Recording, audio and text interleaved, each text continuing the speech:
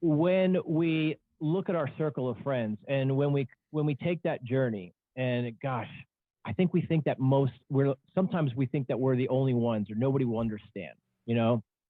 And you told me some stats there. I don't know if you still have them about, you know, how many people are actually watch pornography. I have some stats here. How many people in the church even, and so we think, who can we trust? Who would we go to? And who is this man? And how do I even bridge that conversation? It's almost like ripping a Band-Aid off, right? You can think of a million ways to do it, but at the end, you just got to come out and say it. So what are your advice for that? Yeah, man, rip the Band-Aid. Because at the end of the day, man, like what is bleeding to death ultimately going to do for you? You know, so I think for me, that was it. People are like, how did you just openly talk about this? It's like, I was so fed up with living the other way. I was so fed up with where I was, man. If we truly think about this life and we live in gratitude and we're grateful for the day, we're grateful for the life, but also grateful that this is the only one.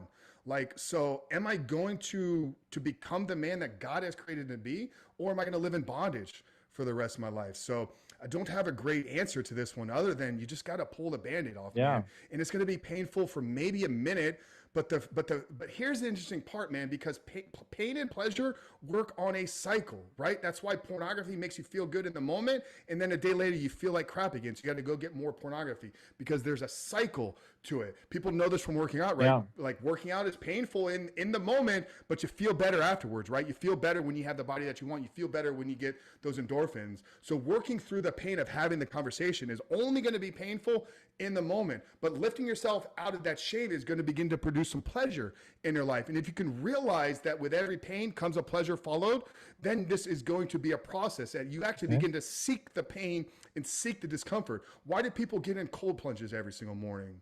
Yeah, it's got some amazing benefits. It makes your brain feel good. It kind of gives you some discipline. But they know that if I sit in ice for 3 minutes, I'm going to be discomfortable. I'm going to be incredibly comfortable for the rest of the day because pain and pleasure work in a cycle. So pull the Band-Aid off, man.